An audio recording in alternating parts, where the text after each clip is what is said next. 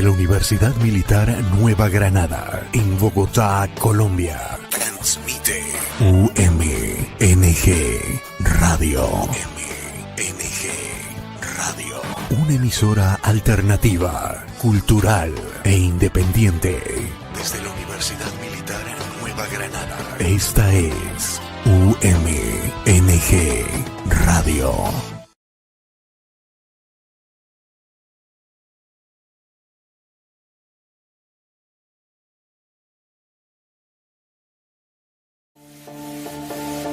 Tune in and speak up. Hello, English learners. Want to learn something interesting whilst having fun? Welcome to Tune In and Speak Up, the podcast where you'll get to know this beautiful language in depth. Each week, we'll dive into exciting topics, share practical tips, and tell you fascinating English language stories. So whether you're studying, going to work, or just relaxing, connect, listen, and let's make English part of your world. Wherever you are, whenever you want, just hit play, tune in and listen up. Tune in to UMNG Radio every Tuesday from 11 a.m. till noon. Don't just learn English, live it.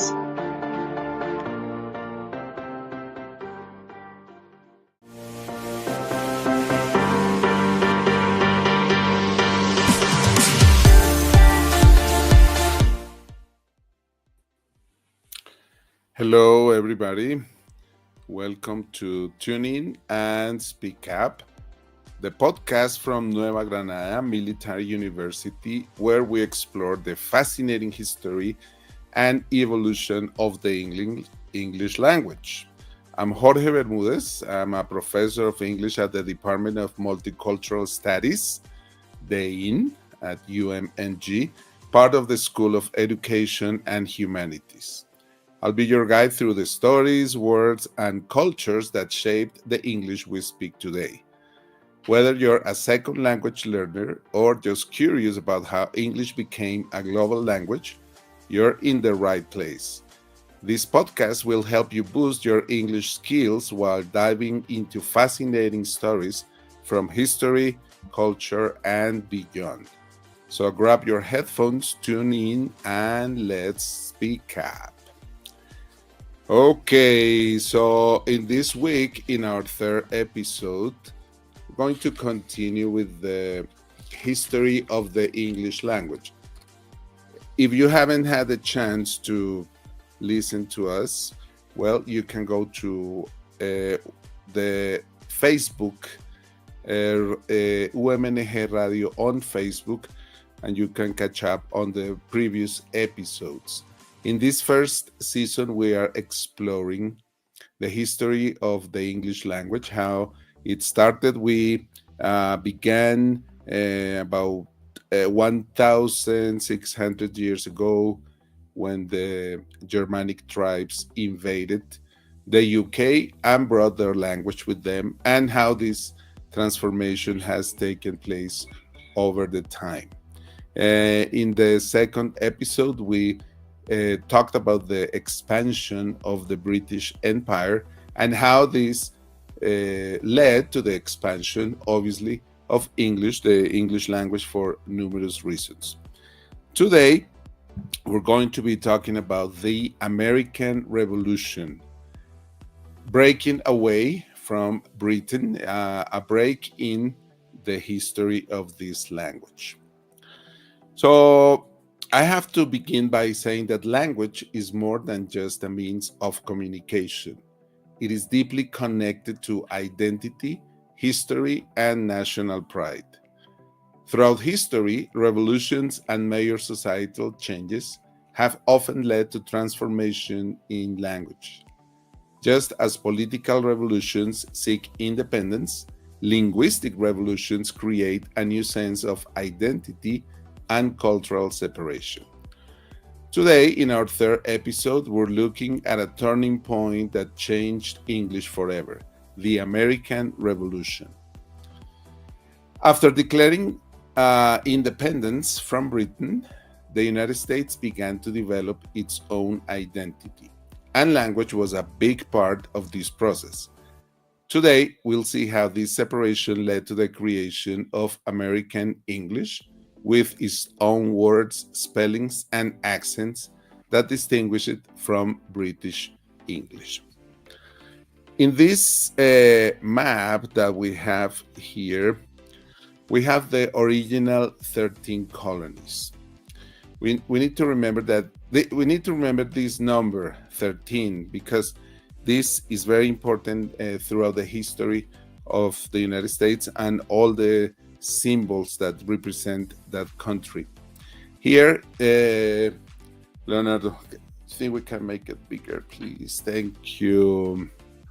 Okay, so here we have in red the original 13 colonies. Let's not forget that, for example, in Massachusetts, on the right, you can see Massachusetts. In Plymouth, Massachusetts, in 1621, arrived the Pilgrims. These images that we see about the first Thanksgiving. Okay, so that's what we're talking about, the first Pilgrims, 1621. So about 150 years later, the American Revolution took place and they decided to break away from England.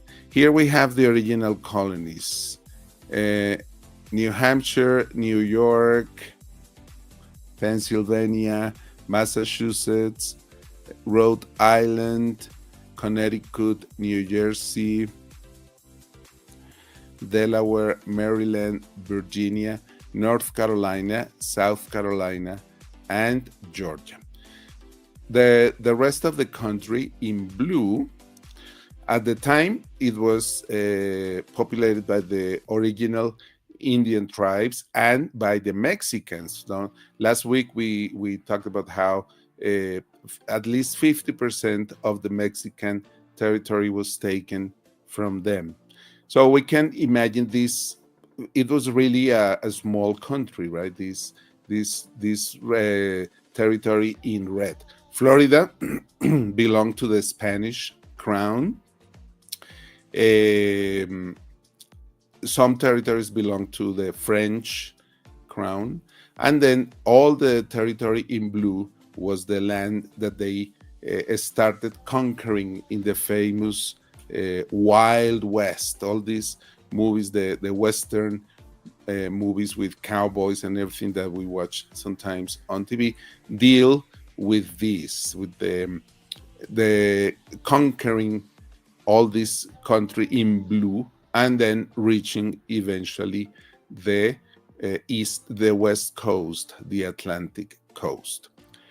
Okay, in the next image, we can see the famous. This is part of the dollar bill, and it's part of the Great Seal of the United States.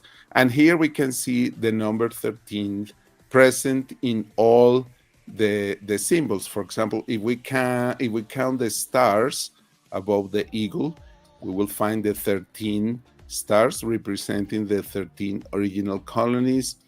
We can count the arrows, a total of 13 that also represent these 13 original colonies. And on the left, we have a branch of olive with 13 leaves and 13 olives. So this number is everywhere.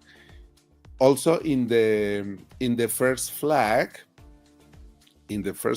of the United States, we can see the 13 stripes that represent the 13 original colonies, as well as the 13 stars. Yes, this is the original American. Well, it's not exactly the first flag they had, because in the first flag on the left, where we have the stars now, they had the flag of England, actually. Well, the flag of the United Kingdom.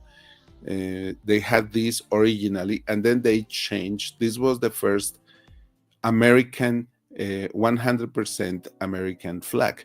If we count the stars, we have the 13 stars. If we count the stripes, we have the 13 stripes that represent the original colonies. Okay, so talking about this revolution, the American Revolution, which lasted from 1775, let's not forget that it began with what it's called now the Tea Party, a revolution that started because of the big taxes imposed by the British government. Something a little bit similar to what was going on here in Colombia, right? That one of the reasons for the Declaration of Independence at the beginning of the process was also the big impositions of taxes, very, very heavy burden for the new colonies. So this American Revolution took place between 1775. They declared independence in 1776, and the revolution ended in 1783 when the French, the crown, helped the Americans win the war against the English. It was a political and military conflict in which the 13 American colonies fought for independence from British rule. When the war ended, the colonies became the United States, and this newfound independence sparked a shift in identity. Americans wanted to set themselves apart from their former rules, not just politically, but culturally, and obviously, as we are talking about here in our podcast, linguistically. Before the revolution, British English was the standard in the American colonies. Colonists spoke English with regional dialects that reflected their origins in different parts of Britain. However, after the revolution, Americans began to move away from British linguistic traditions, embracing a distinct version of English that would reflect their newfound independence. So, as we explored last week, they wanted to they wanted to establish some differences from the empire. The desire to establish a unique cultural identity went beyond language. The new nation developed its own customs. We can think about the Thanksgiving and things like that, for example, its own government and ways of thinking. Schools and newspapers played a crucial role in reinforcing these ideas. As people read and wrote in the Americanized form of English, the differences between British and American English became more pronounced. The new nation started to emphasize its own style and values, which included moving away from British English conventions. This change, this shift, was led by figures like Noah Webster. This is the third time we mention Noah Webster, because at the very beginning of the story, this man was really important to establish this difference between the American English and the British English. Noah Webster was an American lexicographer and educator who wanted to simplify and standardize American spelling. Webster's effort helped make American English more accessible and unique. So basically, the idea was to change the pronunciation, change the way some words were written to make it easier for people. Okay, here we have Noah Webster. Noah Webster and the American Dictionary. Noah Webster is often called the father of American English. In 1806, he published a compendious dictionary of the English language, which introduced distinct American spellings for many words. His goal was to make English easier for Americans to learn and use while establishing a national linguistic identity. He thought that the identity through language should be a key factor for independence. Webster believed that a strong, independent nation needed its own language and educational system. He argued that simplifying English spelling would make literacy more accessible to the general public. Literacy is the ability to read and write. So, if you are an illiterate person in any language, that means that you cannot read or write. Literacy is the opposite. So he wanted to facilitate literacy. That means education for people and the ability to read and write. His work led to the publication of an American dictionary of the English language in 1828, which further cemented American English as distinct from British English. But what were some of the changes? Let's look at these changes here. He decided to change to eliminate the U, dropping the U in words like color and favor, making them the version that we see here. Leonardo, the previous one, please. The previous one. Color with the U in the original language and color. Okay. Okay. Theater, the original spelling, TR versus theater, a simple version. Defense with a C versus defense with an S. Traveler, LL versus traveler in American English, just one L. So he decided to simplify these words. Center, for example, spelled TRE in British English to center, TER, which is more intuitive. It's easier, is the way it is pronounced. He decided to replace the British S with a Z in words like realize and organize, which became realize with a C and organize with a C. In our classes, it's a very frequent question by students, which one is the correct version, right? Like, for example, organize with an S or organize with a Z. And the answer is both are correct. They are just different. If you find these words with an S, you're looking at information written in British English. And if you find these words with a C, you're looking at information written in American English. These changes were practical, but also symbolic, marking a break from British norms and showing that American English could stand on its own. Webster's dictionary was not immediately accepted by all Americans, as some preferred to keep British spellings. However, over time, his system became the standard in schools and publications across the United States. His influence is still seen today in how American English is taught and written. Okay, so we're going to explore some differences in vocabulary, key differences in vocabulary. As the United States grew and developed its own culture, American English started to incorporate new vocabulary to describe things that were unique to life in North America.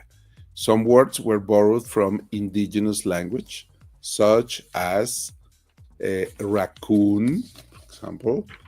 In Spanish, that's mapache, moose, and squash.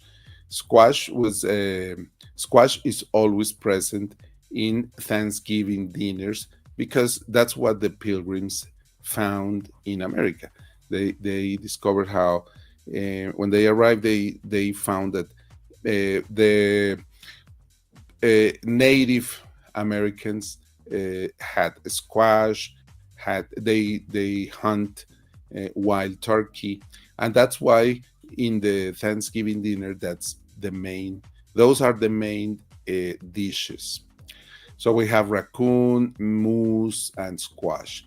Others were influenced by the diverse immigrating population that arrived in America. Last week, we explored the concept of the melting pot, how the United States of America consider itself as the melting pot where a lot of people and cultures arrive and become mixed. Here in this little square, we have some examples of differences between American English and British English, how they differ in vocabulary. For example, in the United States, we say apartment. In the United Kingdom, we say flat. Okay. In the United States, we say truck. In the United Kingdom, we say lorry to describe the big cars. In the United States, we called elevator. And in the United Kingdom, we call it lift, the machine that we use to go up and down buildings. In the United States, we call it sidewalk, the place where pedestrians walk next to the cars. And in the United Kingdom, we call it pavement. In the United States, we call vacation our free time, and our time between semesters, for example, vacation. And in the United Kingdom, we call it holiday. Now, notice that in American English, this word it's also used, obviously, but it's more commonly used to describe the days that deal with religious celebrations. When we talk about the holidays or the holiday season in American English, we are talking about the Christmas season or the days related to religious celebrations. Okay, in the United States, we say cookie, and in the United Kingdom, we say biscuit. Now, in North America, a biscuit is like a little roll of bread. It's a little bit different. In the United States, we call the vegetable, we call it zucchini. And in the United Kingdom, we call it courgette, okay? The famous and delicious and nutritious zucchini. In the United States, we call it eggplant. Eggplant is the this purple vegetable, and in the United Kingdom we call it aubergine. Okay, so many of these vocabulary changes were driven by necessity as Americans encountered different landscapes, technologies, and ways of life. The evolving language reflected the new realities of life in the United States. So obviously, they had to adapt to the Native Americans, the indigenous groups. They also adopted some of these words. Okay, also between British English and American English, we have numerous pronunciation differences. We're going to watch a very short video that will illustrate this. Okay, let's watch this video. Here we have Donald Trump and the former Prime Minister of the United Kingdom. I don't remember her name right now. Okay, so Leonardo, please listen up, please.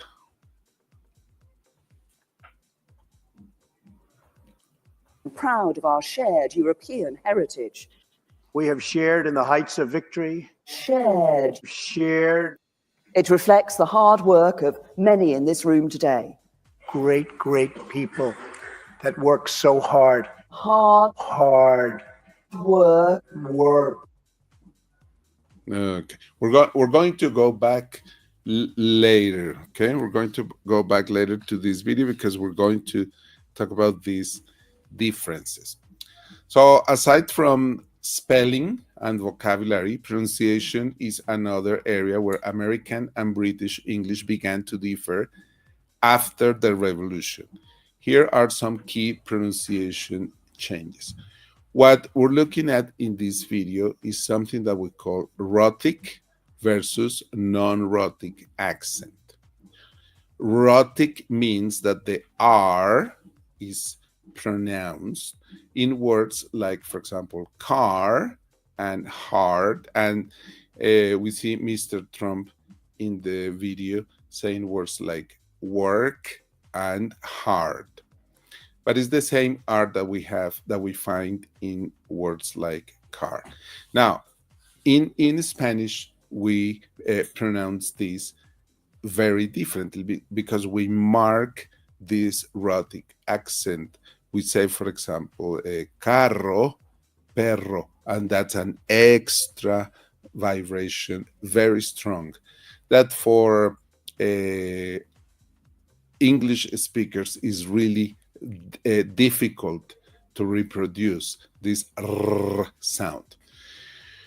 Okay, versus the non-rhotic accent, which is then the normal standard British accent. Particularly in England, we find this non-rhotic accent, meaning they don't pronounce the R at the end of syllables. So, Leonardo, please, let's play our video again and stop in some words. proud of our shared European heritage. We have shared in the heights of victory. Okay, so in red, we see the R, which is an indication that she's not pronouncing this letter. She said shared versus Mr. Trump. In yellow, the R, meaning that he's pronouncing this R. He says shared. Obviously, in a very fast, as they speak really fast, as we all do with our native language, these differences are very difficult to notice, but they are there. Okay, let's continue, please. Shared. Shared. It reflects the hard work of many in this room today. Great people that work so hard. Okay, so in red, we notice that this letter is not pronounced. Hard work, the two words. My British accent is not really good. But while the Americans say work, hard work, the British would say something like hard and walk.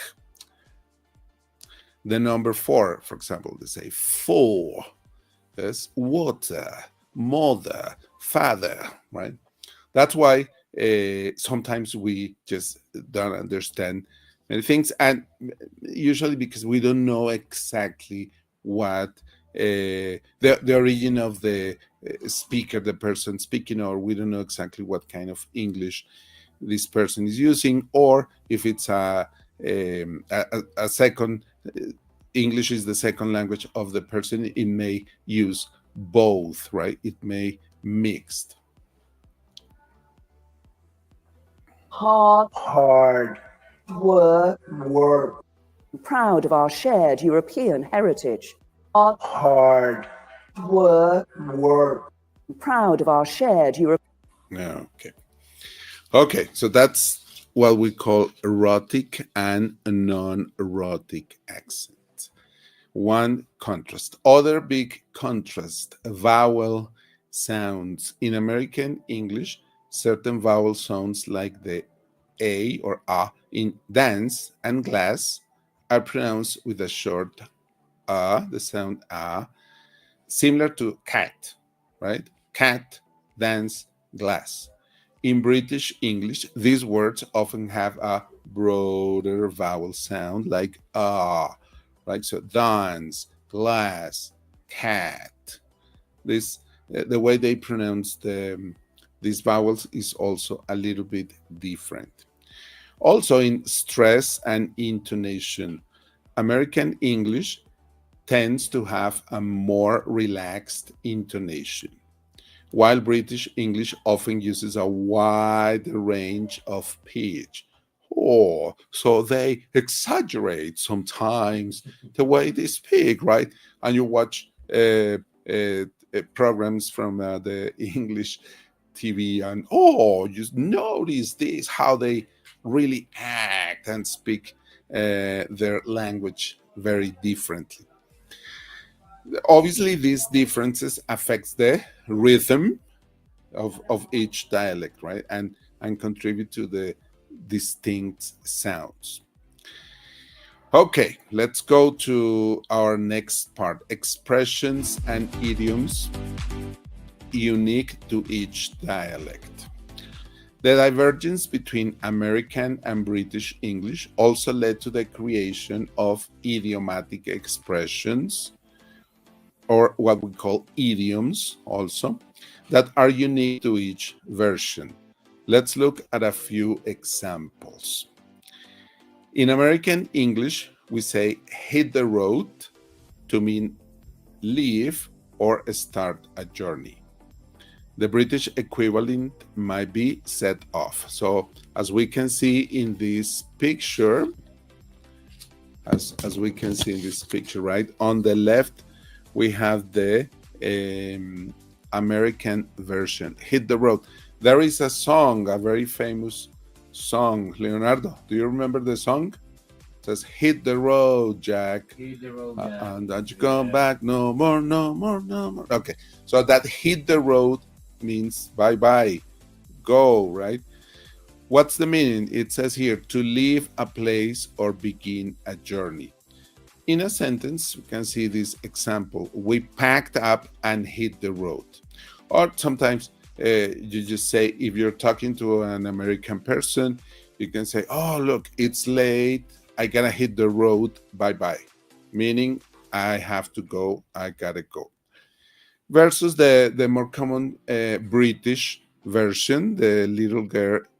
We can see these examples. Jenny set off down the road on her new bike. So if you're talking to a British person, you might hear more frequently this idea of set off, meaning bye-bye, I have to leave, I have to begin my journey now. Okay, one more difference, one more idiomatic expression. Americans use the phrase spill the beans for reveal a secret, while the British might say let the cat out of the bag. Okay, so if you're talking to an American person and you are interested in learning a secret, yes, what you say, okay, come on, spill the beans, spill the beans. Riega los frijoles. Spill the beans, meaning tell me the secret, right? If you're talking to a person who speaks British English, you would say, oh, come on, let the cat out of the bag. Let the cat out of the bag, meaning exactly the same. Tell me the secret. These differences, as you can imagine, add to the richness of the language and reflect the cultural identities of each country. Okay, let's move on to the next part, part 6, why American English grew in influence. Last week, we learned, or 2 weeks ago, we learned how the British English grew in influence because of the expansion of the British Empire. What was the expansion of the American language?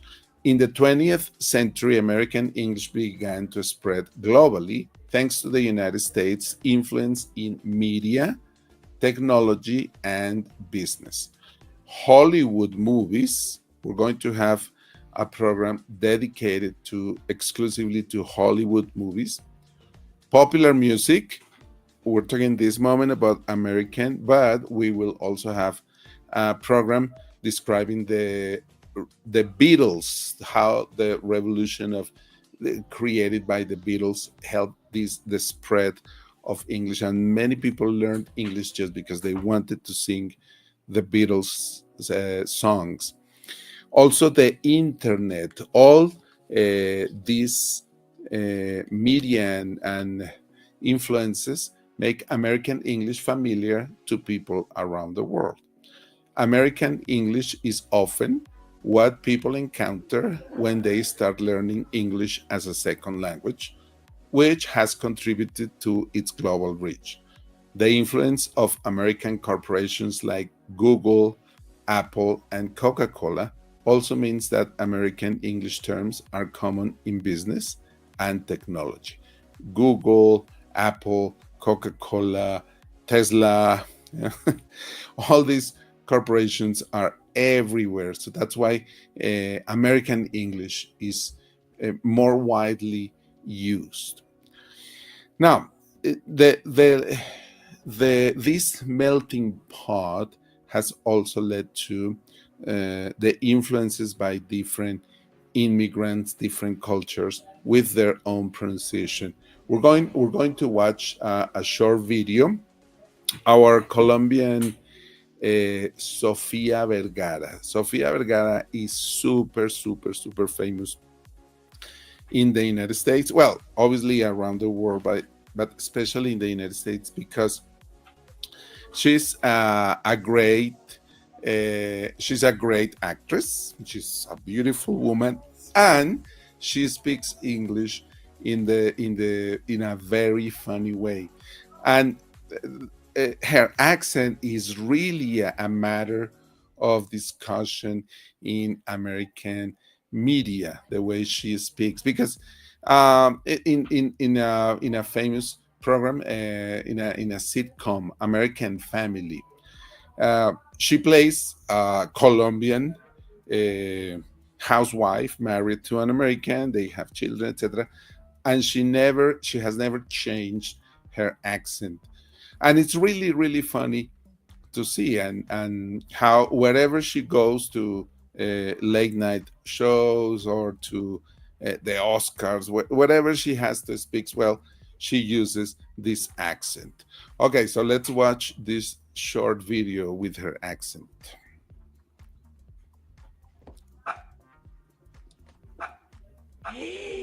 The door. ¡Ay! ¡Estela, no, no! ¡Ay, no! Estela, don't do it! Don't kill yourself! You're a perfectly fine dog. I don't hate you. Estela, okay, I was a little mean to you, but that's no reason to kill yourself. You are young. You still have so much left to smell. Ay! I go. I'm coming. Manny! Ay, come on, Estela!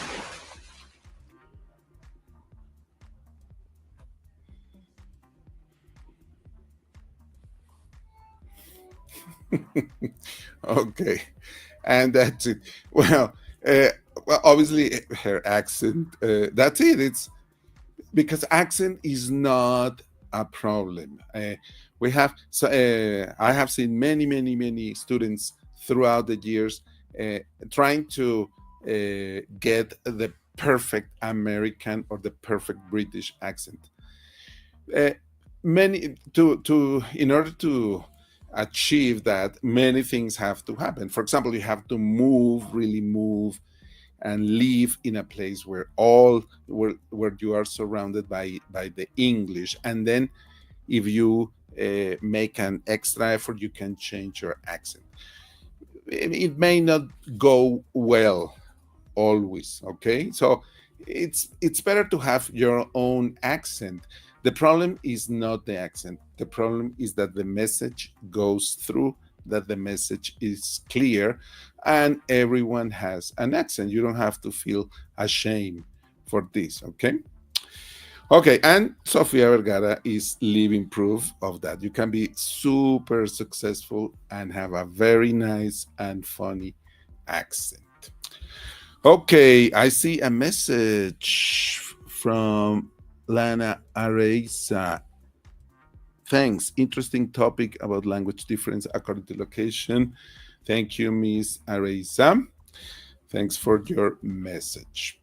Okay, so let's we are about to close today's podcast because but the evolution of the language continues.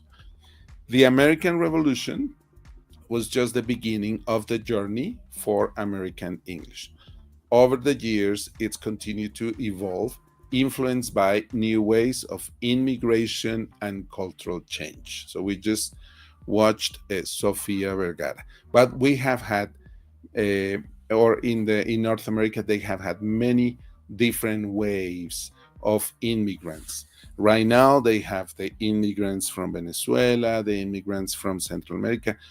For the last 200 years, they have had the Mexicans there. They have had the Chinese, for example, the Chinese that went to build the rail that would cross from the East Coast to the West Coast. They had to build a rail for the train, the tracks for the train, to really finally conquer the West.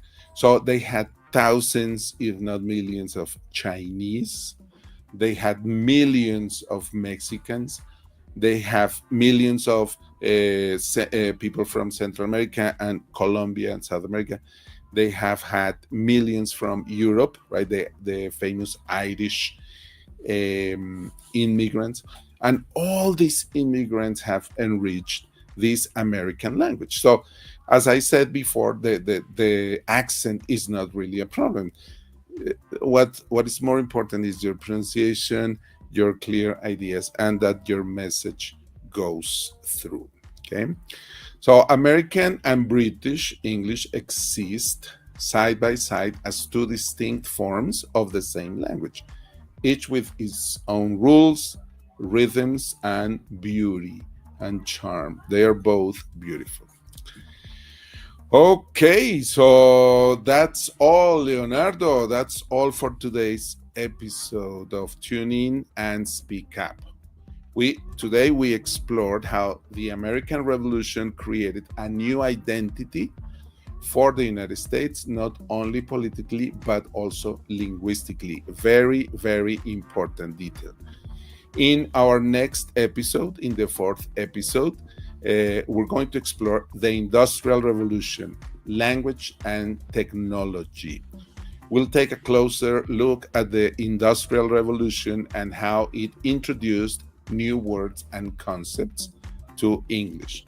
Some interesting facts will be discussed. For example, modern words like engine and factory, how these words were born during the time of the Industrial Revolution. Please send us a message. Thanks for your messages with your opinions, your impressions on this episode and on the whole season, as well as your suggestions for improvement. And don't forget to be here next Tuesday and tune in next week. Until then, keep learning English. Thank you very much. Thank you, Leonardo. Bye-bye, people.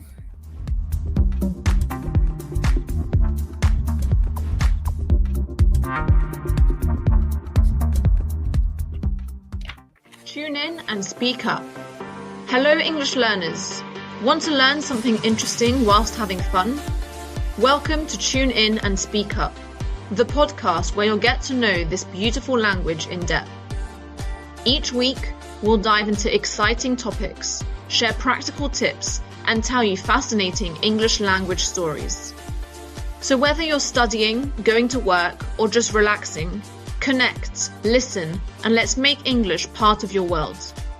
Wherever you are, whenever you want, just hit play, tune in and listen up. Tune in to U Ime Ine Radio every Tuesday from 11 a.m. till noon. Don't just learn English, live it. Desde la Universidad Militar Nueva Granada, en Bogotá, Colombia. Tune in and speak up. UMNG. Hello, English